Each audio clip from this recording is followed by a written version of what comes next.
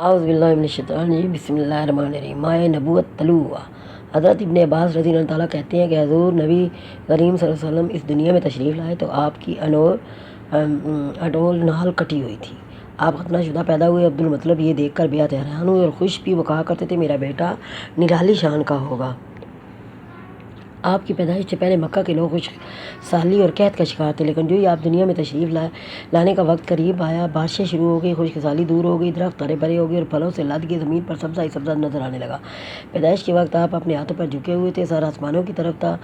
ایک روایت کے الفاظ یہ ہیں کہ گھٹنوں کے بل جھکے، مطلب یہ کہ سجدے کسی حالت میں تھے۔ آپ کی مٹھی باندھتی اور شہادت کی انگلی اٹھی ہوئی تھی، جیسا کہ ہم نماز میں اٹھاتے ہیں۔ حضور انور صلی اللہ علیہ وسلم فرماتے ہیں جب میری والدہ نے مجھے جنم دیا تو ان سے ایک نور نکلا، اس نور سے شام کے محلات جگمگا اٹھے۔ آپ صلی اللہ علیہ وسلم کی والدہ سیدہ آمنہ فرماتی ہے محمد صلی اللہ علیہ وسلم کی پیدائش کے وقت ظاہر ہونے والے نور کی روشنی میں مجھے بصرہ میں چلنے والے اونٹوں کی گردنیں تک نظر آئیں۔ علامہ سہلی رحمۃ اللہ نے لکھا ہے کہ جب آپ پیدا ہوئے تو آپ نے اللہ کی تعریف کی۔ ایک روایت میں ہے کہ الفاظ آتے ہیں اللہ اکبر کبیرہ والحمد للہ کثیرا وسبحان اللہ بکرات۔ اللہ تعالیٰ سب سے بڑا ہے۔ اللہ تعالیٰ کی بیعت تعریف اور میں صبح شام اللہ کی پاکی بیان کرتا ہوں۔ آپ کی ولادت کس دن ہوئی اس بات پر سب کا اتفاق ہے، وہ پیر کا دن تھا۔ آپ صبح فجر طلوع ہونے کے وقت دنیا میں تشریف لائے۔ تاریخ پیدائش کے سلسلے میں بہت سے قول ہیں۔ ایک روایت کے مطابق 12 ربیع الاول کو پیدا ہوئے، ایک روایت 8 ربیع الاول کی، ایک روایت 2 ربیع الاول کی پیدا ہوئے۔ اس سلسلے میں اور بھی بہت سی روایات ہیں۔ زیادہ تر مورخین کا خیال ہے کہ آپ 8 ربیع الاول کو پیدا ہوئے۔ تقویم کے طریقے کے حساب سے جب تاریخ نکالی گئی تو 9 ربیع الاول نکلی۔ مطلب یہ کہ اس بارے میں بالکل صحیح بات کسی کو معلوم نہیں۔ اس پر سب کا اتفاق ہے کہ مہینہ ربیع الاول کا تھا اور دن پیر کا۔ یہ بھی کہا جاتا ہے کہ آپ کو پیر کے دن ہی نبوت ملی۔ پیر کے روز ہی آپ نے مدینہ منورہ کی طرف ہجرت فرمائی اور پیر کے روز ہی آپ کی وفات ہوئی۔ آپ عامل فیل میں پیدا ہوئے، یعنی ہاتھیوں والے سال میں۔ اس سال کو ہاتھیوں والا سال اس لیے کہا جاتا ہے کہ ابرا نے ہاتھیوں کے ساتھ مکہ مکرمہ پر چڑھائی کی تھی۔ آپ کی پیدائش اس واقعے کے کچھ دن بعد ہی ہوئی تھی۔ واقعہ کچھ اس طرح ہے کہ ابرا یمن کا عیسائی حاکم تھا۔ حج کے دنوں میں اس نے دیکھا کہ لوگ بیت اللہ کا حج کرنے جاتے ہیں۔ اس نے اپنے لوگوں سے کہا یہ لوگ کہاں جاتے ہیں؟ اسے جواب ملا بیت اللہ کا حج کرنے کے لیے مکہ جاتے ہیں۔ اس نے پوچھا بیت اللہ کس چیز کا بنا ہوا ہے؟ اسے بتایا گیا پتھروں کا ہے۔ اس نے پوچھا اس کا لباس کیا ہے؟ بتایا گیا ہمارے یہاں سے جو دھاری دار کپڑا جاتا ہے اس سے اس کی پوشاک تیار ہوتی ہے۔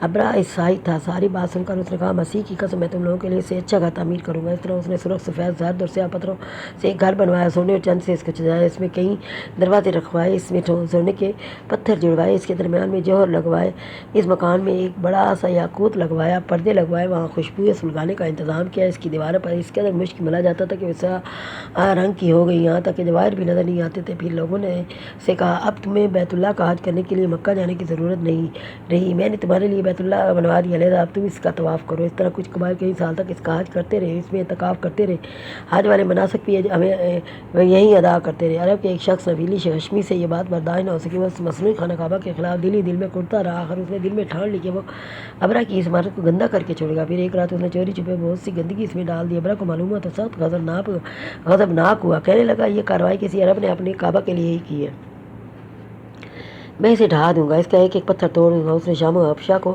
یہ تفصیلات لکھ دی، اس سے درخواست کی وہ اپنا ہاتھی بھیج دے۔ اس ہاتھی کا نام محمود تھا۔ یہ اس قدر بڑا تھا کہ اتنا بڑا ہاتھی روئے زمین پر دیکھنے میں نہیں آیا تھا۔ جب ہاتھی اس کے پاس پہنچ گیا تو اپنی فوج لے کر نکلا اور مکہ کا رخ کیا۔ یہ لشکر جب مکہ کے قریب قرب و جوار میں پہنچا تو ابرا نے فوج کو حکم دیا کہ ان لوگوں کے جانور لوٹ لیے جائیں۔ اس کے حکم پر فوجیوں نے جانور لوٹ لیے۔ ان میں عبدالمطلب کے اونٹ بھی تھے۔ نفیل بھی اس لشکر میں ابرا کے ساتھ موجود تھا اور یہ عبدالمطلب کا دوست تھا۔ عبدالمطلب اس سے ملے، اونٹوں کے سلسلے میں بات کی۔ نفیل نے ابرا سے کہا قریش کا سردار عبدالمطلب ملنا چاہتا ہے، یہ شخص تمام عرب کا سردار ہے، شرف اور بزرگی سے حاصل حکم میں اس کا بہت بڑا اثر ہے، لوگوں کو اچھے اچھے گھوڑے دیتا ہے، انہیں احتیاط دیتا ہے، کھانا کھلاتا ہے۔ یہ گویا عبدالمطلب کا تعارف تھا۔ ابرا نے انہیں ملاقات کے لیے بلا لیا۔ ابرا نے ان سے پوچھا بتائیے آپ کیا چاہتے ہیں؟ انہوں نے جواب دیا میں چاہتا ہوں میرے اونٹ مجھے واپس مل جائیں۔ ان کی بات سن کر ابرا بہت حیران ہوا۔ اس نے کہا مجھے تو بتایا گیا کہ آپ عرب کے سردار ہیں، بہت عزت اور بزرگی کے مالک ہیں، لیکن لگتا ہے مجھ سے غلط بیانی کی گئی، کیونکہ میرا خیال تھا آپ مجھ سے بیت اللہ کے بارے میں بات کریں گے جس کو میں گرانے آیا ہوں اور جس کے ساتھ آپ سب کی عزت وابستہ ہے، لیکن آپ نے تو سرے سے اس کی بات ہی نہیں کی اور اپنے اونٹوں کا رونا لے کر بیٹھ گئے۔ یہ کیا بات ہوئی؟ اس کی بات سن کر عبدالمطلب بولے آپ میرے اونٹ مجھے واپس دے دیں، بیت اللہ کے ساتھ جو چاہے کریں، اس لیے کہ اس کا گھر کا ایک پروردگار ہے، وہ خود ہی اس کی حفاظت کرے گا، مجھے اس کے لیے فکر مند ہونے کی ضرورت نہیں۔ ان کی بات سن کر ابرا نے حکم دیا ان کے اونٹ واپس دے دیے جائے۔ جب انہیں ان کے اونٹ واپس مل گئے تو انہوں نے ان کے سموں پر چمڑے چڑھا دیے، ان پر نشان لگا دیے، انہیں قربانی کے لیے وقف کر کے حرم میں چھوڑ دیا تاکہ پھر کوئی انہیں پکڑ لے تو حرم کا پروردگار اس پر غضبناک ہو۔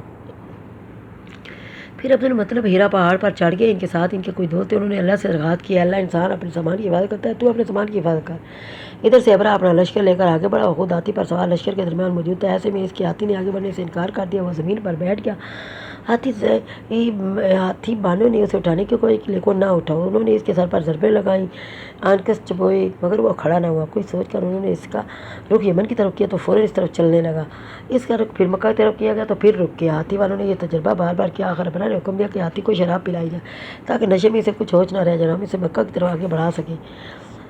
چنانچہ اسے شراب پلائی گئی لیکن اس پر بھی اس کا کچھ اثر نہ ہوا۔